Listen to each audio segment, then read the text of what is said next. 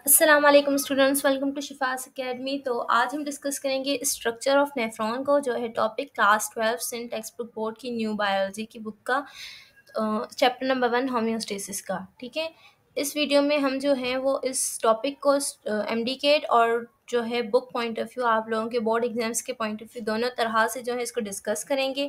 ठीक है, इसी वीडियो में जो है मैंने आप लोगों के लिए एक एमसीक्यूज क्विज रखा है, ताकि आप लोग जो है एट द एंड जो है इसको पढ़ने के बाद आप लोग उस एमसीक्यूज को टैकल करेंगे। ठीक है, तो आप लोगों को पता चलेगा कि आपका कॉन्सेप्ट क्लियर हुआ है या नहीं। ठीक है, और इसी वीडियो में मैंने आप लोगों के लिए नोट्स भी रखे हैं, ताकि अगर स्ट्रक्चर ऑफ नेफ्रॉन, जो कि इम्पॉर्टेंट टॉपिक है, ठीक है, स्ट्रक्चर ऑफ नेफ्रॉन का अगर क्वेश्चन आता है तो आप लोगों को इसको किस तरह से अटैम्प्ट करना है। ठीक है, ताकि आप लोगों को जो है वो बारी बारी जो हाई पेड जो है नोट्स ना लेने पड़े। ठीक है, ताकि आप लोग जो है इससे ही जो है इजीली आप लोग उसको याद करके वो आप लोग बोर्ड एग्जाम्स में पेपर में लिख सकें। ठीक है, तो बगैर वक्त ज़ाया किए स्ट्रक्चर ऑफ नेफ्रॉन को स्टार्ट करते हैं। ठीक है, स्ट्रक्चर ऑफ नेफ्रॉन टॉपिक क्या है? Structure of nephron. नेफ्रॉन क्या है पहले ये समझना ज़रूरी है, उसके बाद जो है उसका स्ट्रक्चर पढ़ेंगे।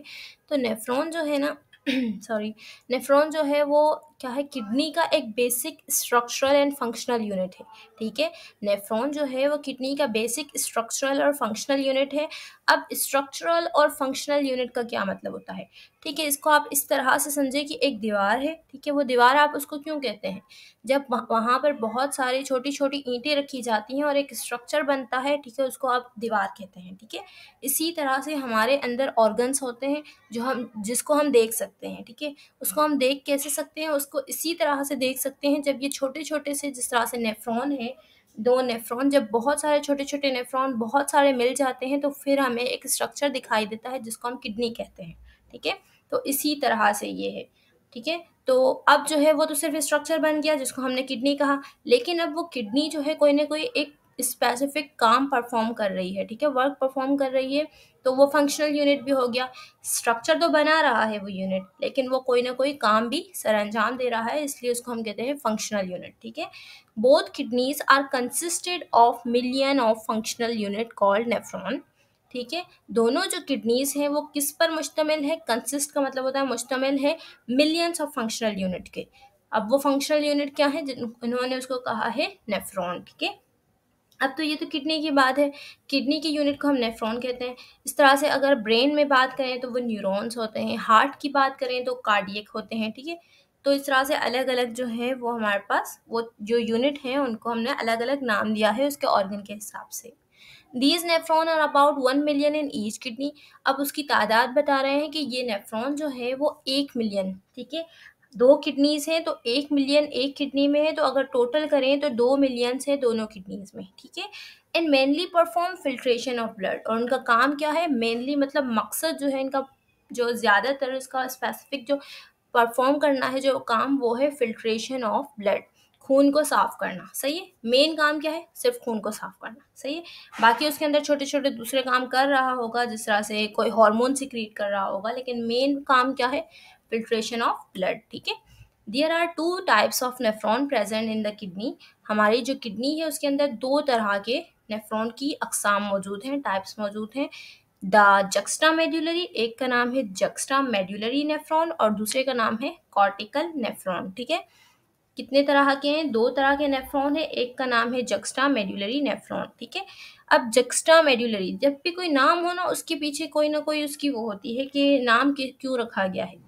तो जक्स्टा मेड्यूलरी इसलिए रखा गया है क्योंकि ये मेड्यूला, मैंने आप लोगों को किडनी का स्ट्रक्चर पढ़ाया था, उसमें क्या थे, एक आउटर जो हिस्सा था किडनी का, बाहर का जो हिस्सा था उसको हम कॉर्टेक्स कहते हैं, तो जो अंदर का जितना भी हिस्सा था उसको हम मेड्यूला कहते थे। ठीक है, तो जक्स्ट्रा मेड्यूलरी में क्या होगा? वो नेफ्रॉन जो मेड्यूला तक जाता होगा, मतलब अंदर तक, किडनी के अंदर तक जाता होगा। ठीक है, जिस तरह से, एक सेकेंड में एक पिक्चर दिखा देती हूँ। ये देखें, ये आप देख रहे हैं, ये लाइन बनी हुई है, आउटर मेड्यूला, इनर मेड्यूला। ठीक है, और कॉर्टेक्स। अब वो नेफ्रॉन जो सिर्फ यहाँ तक कॉर्टेक्स के रीजन तक मौजूद होगा उसको हम कॉर्टिकल कहेंगे, और जो नीचे तक मतलब मेड्यूला तक जाएगा उसको हम मेड्यूलरी नेफ्रॉन कहेंगे। ठीक है, अब देखें जक्स्ट्रा मेड्यूलरी नेफ्रॉन के बारे में क्या है। Juxta medullary nephron have longer loop of Henley. Loop of Henley क्या है? लूप ऑफ हेनले मैं आप लोगों को दिखा देती हूँ। ये है लूप ऑफ हेनले। ये जो यू शेप नज़र आ रहा है आपको, यू बिल्कुल, ये सारी ट्यूब में से जो बिल्कुल यू जो नज़र आ रहा है ये है लूप ऑफ हेनले। ठीक है, यहाँ पर इसमें क्या हुआ है, लेबल भी क्या हुआ है। अब इसका क्या है, जुक्स्टा मेडुलरी नेफ्रॉन में लंबा होता है loop of Henle and penetrate deep inside the medulla, medulla के अंदर तक होता है। And cortical nephron with shorter loop of Henley. अब जो ये यू शेप है ना कॉर्टिकल नेफ्रॉन में, वो छोटा होगा, तो कहाँ तक मौजूद होगा, ये सिर्फ और सिर्फ कॉर्टेक्स रीजन तक होगा, मतलब बाहर के रीजन तक होगा। जुक्स्टा medullary nephron consist of renal corpuscle and renal tubule. देखें पिक्चर रखी है मैंने, ये देखिए एक पर्पल से मैंने शेड किया है, ये आप लोगों का रेनाल कॉर्पसल है, और जो मैंने ग्रीन से ये जो मार्कर से आप लोगों को शेड किया हुआ है ये है आप लोगों का रेनाल टिब्यूल। टिब्यूल का मतलब होता है ट्यूब्स, तो मतलब जहाँ पर ट्यूब सिर्फ मौजूद हो उसको हम कहते हैं रेनाल टिब्यूल, और जहाँ पर ये सी शेप स्ट्रक्चर मौजूद हो जो जिसको वुमेन्स कैप्सूल कहते हैं, तो वो होता है रेनाल कॉर्पसल। ठीक है, तो कॉर्पसल का मतलब ही होता है कैप्सूल। ठीक है, और रेनाल का मतलब जहाँ भी है इसका मतलब है किडनी से रिलेटेड कोई चीज़। ठीक है, तो किडनी का कैप्सूल और उसके बाद किडनी की ट्यूब्स। रेनाल कॉर्पसल्स मतलब वो जो कैप्सूल है, consist of a dense cluster of blood capillaries. Renal corpuscle जो होता है वो किस पर मुश्तमिल है, वो सी शेप जो ये कैप्सूल नुमा स्ट्रक्चर है वो मुश्तमिल होता है, मतलब गाढ़े क्लस्टर, क्लस्टर कहते हैं गुच्छे को, किसके गुच्छे को, ब्लड कैपिलरीज, खून के कैपिलरीज के गुच्छा मौजूद होता है उस सी शेप स्ट्रक्चर को, जिसका इन्होंने कहा है कॉल्ड ग्लोमेरुलस। ठीक है, वो खून के गुच्छे को इन्होंने कहा है ग्लोमेरुलस। ठीक है, याद रखें वो खून का गुच्छा जो सी शेप स्ट्रक्चर के अंदर है उसको ग्लोमेरुलस कहते हैं। Surrounded by thin walled covering, और जो उसकी वो सी शेप जो स्ट्रक्चर है, ठीक है, वो उसको कह रहे हैं वुमेन्स कैप्सूल और ग्लोमेरुलर कैप्सूल। ठीक है, and both are collectively called Malpighian body. अगर हम जो है क्या है, मालफिजन बॉडी क्या है, जब वुमेन्स कैप्सूल मतलब वो सी शेप कैप्सूल, ये सी शेप कैप्सूल, ठीक है, और अगर इसके अंदर जो खून की नाली का गुच्छा है, इन दोनों की बात करेंगे तो हम इसको कहेंगे मालफिजन बॉडी। ठीक है, यहाँ तक हमने कर लिया। अब नेक्स्ट है हमारे पास कलेक्टिवली कॉल्ड मालफिजन बॉडी। इसके बाद है glomerulus is the ball like structure. Glomerulus क्या है, एक बोल नुमा स्ट्रक्चर है which arise from afferent arteriole. अब एफरेंट आर्ट्रियोल क्या है, देखें, ये देखें आप लोग देख रहे हैं ये सी शेप स्ट्रक्चर के अंदर एक खून की नाली जा रही है, तो खून की नाली जहाँ उस सी शेप के अंदर जाती है उसको हम कहते हैं एफरेंट, और फिर वो गुच्छा बनाने के बाद जब बाहर आती है उसको हम कहते हैं ईफ्रेंट। ठीक है, ये दिख भी रहा होगा, इस पर्पल जो मैंने शेड किया है उसके अंदर देखें ये खून की नाली जा रही है, तो एफरेंट, गुच्छा बना दिया उसने फ्यूज होके, और फिर जहाँ से निकल रही है उसको कहते हैं ईफ्रेंट। ठीक है, इस पूरे पैराग्राफ में यही है कि glomerulus is ball like structure होता है which arise from afferent arteriole. मतलब एफरेंट आर्ट्रियोल क्या है, आर्टरी की छोटी छोटी ब्रांचेस होती है उसको आर्ट्रियोल्स कहते हैं। हाई वॉल्यूम एंड प्रेशर, अब जो वो गुच्छा है ना खून की नाली का उसका प्रेशर और इतना हाई होता है, क्यों होता है, फिल्ट्रेट द अल्ट्रा फिल्ट्रेशन, ताकि वो sorry facilitate the ultra filtration, ताकि वो क्या कर सके, अल्ट्रा फिल्ट्रेशन का अमल कर सके, इसी वजह से उसका वॉल्यूम हाई होता है। ठीक है, अगर एमसीक्यूज पूछा जाए कि हाई वॉल्यूम क्यों होता है, इसलिए होता है ताकि अल्ट्रा फिल्ट्रेशन कर सके। Glomerular capillaries have pores of about 70 nanometre.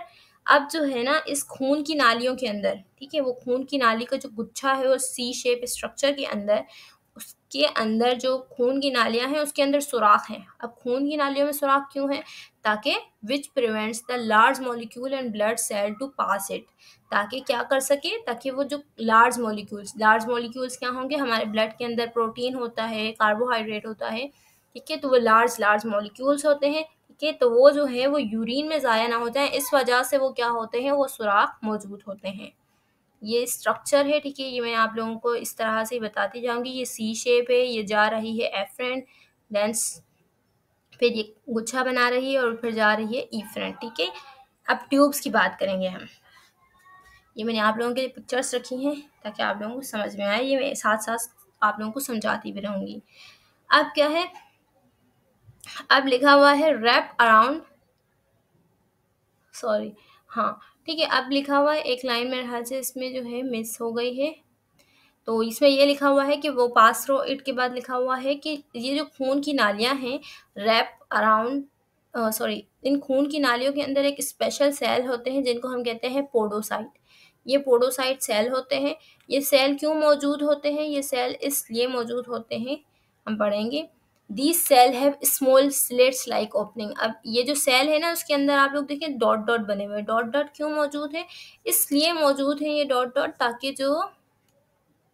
ताकि which prevent plasma protein from entering the urinary filtration, ताकि जो ये सुराख जो है, ये देखिए खून की नालियों के ऊपर एक लेयर मौजूद है।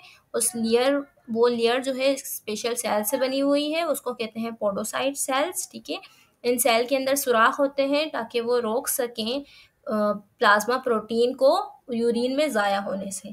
All the glomerulus capillaries fuse to form efferent arteriole, मैंने बता दिया यहाँ से आ रही है तो एफरेंट गुच्छा बना लिया सी शेप के अंदर, और फिर जा रही है तो इफरेंट। ठीक है, विच एग्जिट द माल्फिजन बॉडी, यहाँ से माल्फिजन बॉडी खत्म, मतलब वुमेन्स कैप्सूल और कैपिलरीज को मिला के कहते हैं तो माल्फिजन बॉडी कहते हैं।